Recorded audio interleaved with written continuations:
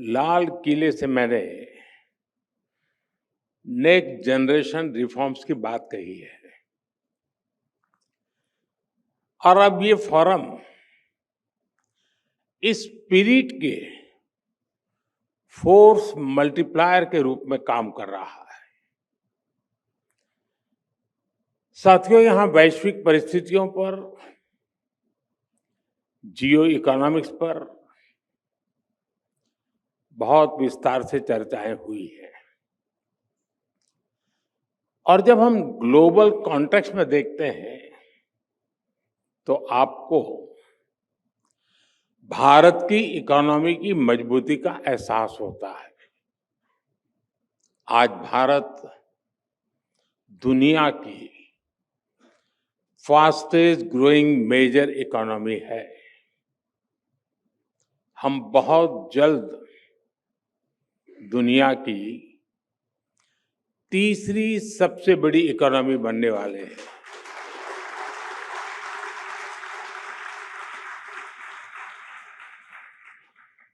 Expert कह रहे हैं कि दुनिया की ग्रोथ में भारत का कंट्रीब्यूशन बहुत जल्द करीब 20% होने जा रहा है।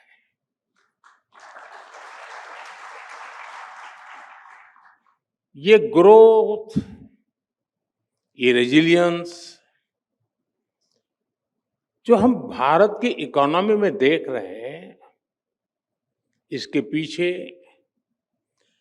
बीते एक दशक में भारत में आई मैक्रो इकोनॉमिक स्टेबिलिटी है। आज हमारा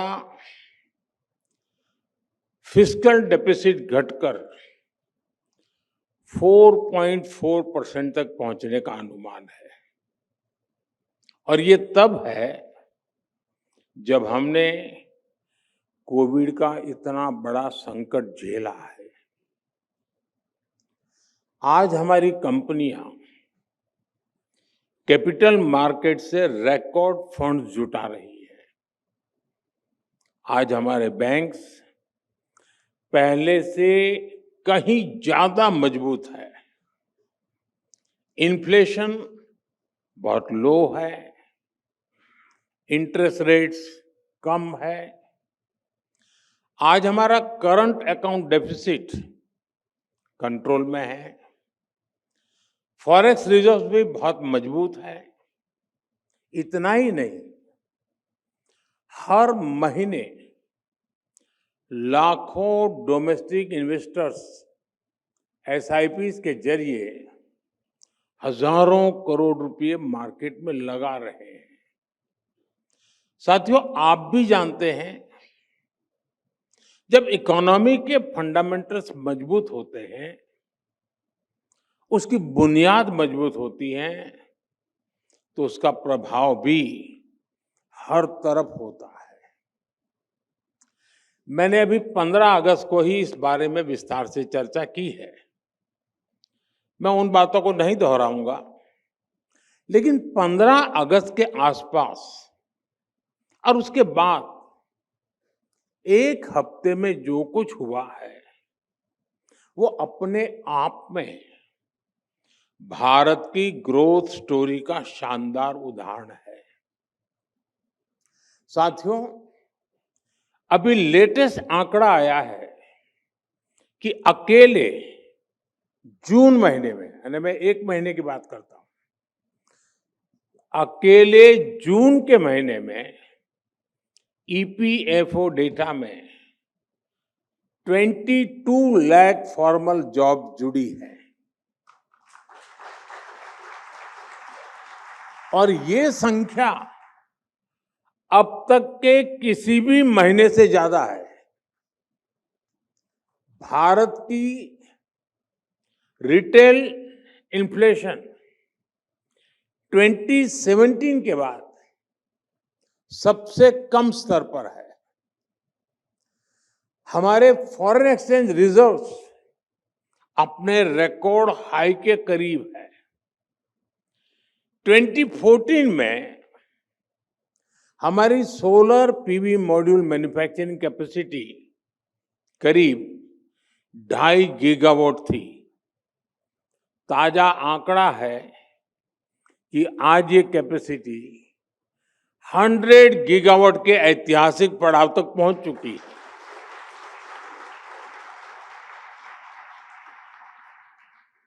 दिल्ली का हमारा एयरपोर्ट भी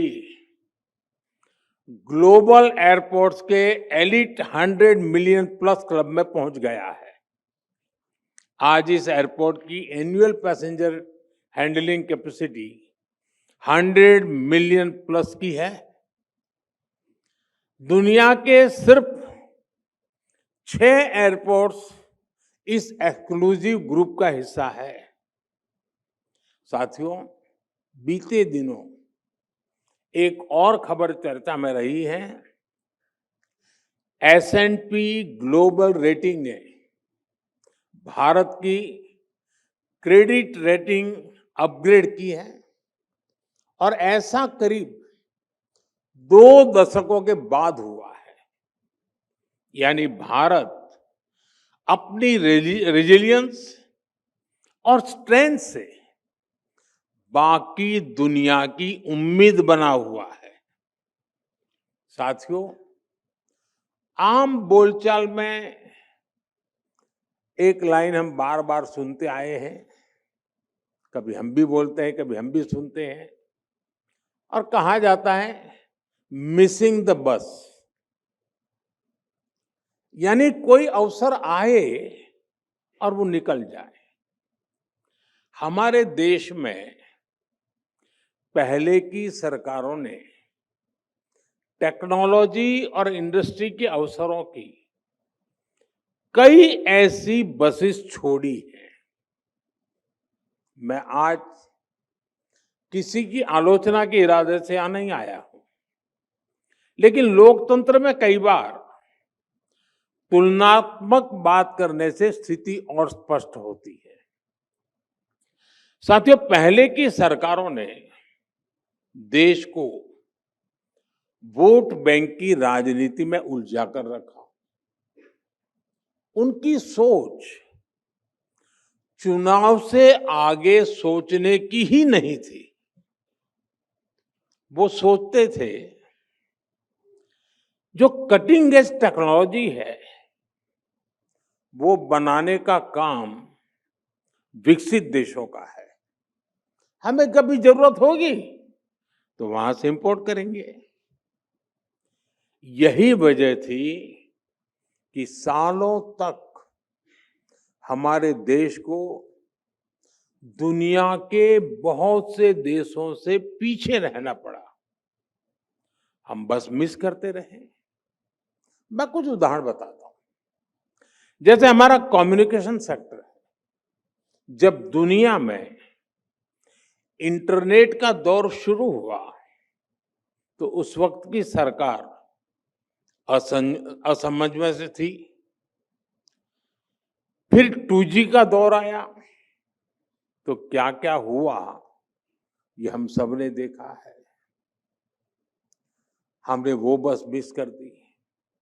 हम 2G, 3G और 4G के लिए भी विदेशों पर निर्भर रहे।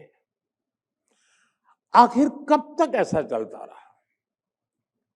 इसलिए 2014 के बाद भारत ने अपनी अप्रोच बदली। भारत ने तय कर लिया कि हम कोई भी बस छोड़ेंगे नहीं, बल्कि ड्राइविंग सीट पर बैठकर आगे बढ़ेंगे।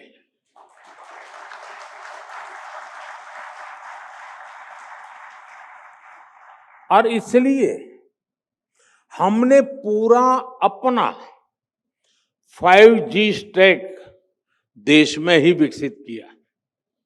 हमने मेड इन इंडिया 5G बनाया भी और सबसे तेजी से देश भर में पहुंचाया भी। अब हम मेड इन इंडिया 6G पर तेजी से काम कर रहे हैं। और साथियों, हम सब जानते हैं, भारत में सेमीकंडक्टर बनने की शुरुआत भी 50-60 साल पहले हो सकती थी, लेकिन भारत ने वो बस भी मिस कर दी और आने वाले कई वर्षों तक ऐसा ही होता रहा। आज हमने ये स्थिति बदली है। भारत में सेमीकंडक्टर से जुड़ी फैक्ट्रियां लगनी शुरू हो चुकी हैं। इस साल के अंत तक पहली मेड इन इंडिया चिप बाजार में आ जाएगी।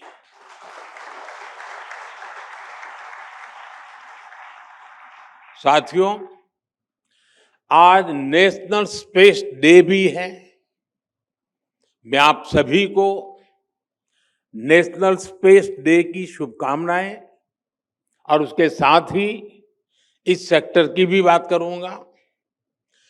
2014 से पहले स्पेस मिशंस भी सीमित होते थे और उनका दायरा भी सीमित था। आज 21वीं सदी में जब हर बड़ा देश अंतरिक्ष की संभावनाओं को तलाश रहा है, तो भारत कैसे पीछे रहता। इसलिए हमने स्पेस सेक्टर में रिफॉर्म भी किए और इसे प्राइवेट सेक्टर के लिए ओपन भी कर दिया। मैं आपको एक आंकड़ा देता हूं। ईयर 1979 से 2014 तक भारत में सिर्फ 42 मिशन हुए थे, यानी 35 इयर्स में 42 मिशंस। आपको ये जानकर खुशी होगी कि पिछले 11 सालों में 60 से ज्यादा मिशन पूरे हो चुके हैं।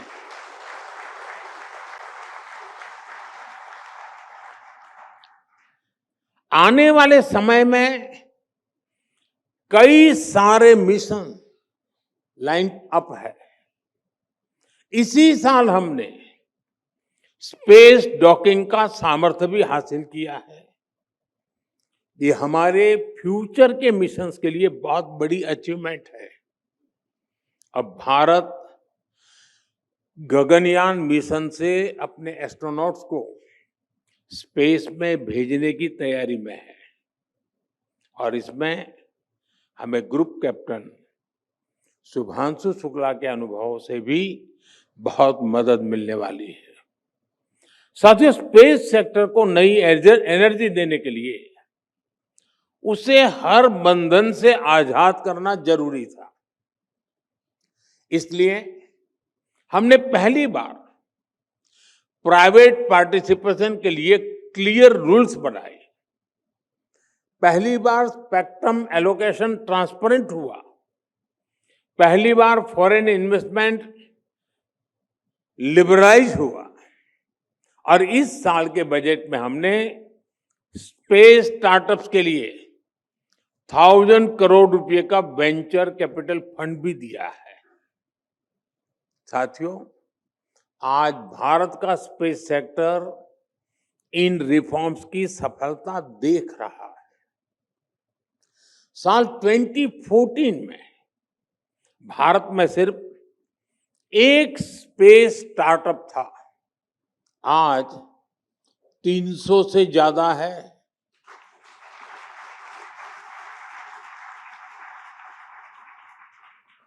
और वो समय भी दूर नहीं जब अंतरिक्ष में हमारा अपना स्पेस स्टेशन होगा। साथियों, हम इंक्रीमेंटल चेंज के लिए नहीं बल्कि क्वांटम जंप का लक्ष्य लेकर आगे बढ़ रहे हैं। और रिफॉर्म्स हमारे लिए न कंपल्सन है, न क्राइसिस ड्रिवन है, ये हमारा कमिटमेंट है, हमारा कन्विक्शन है।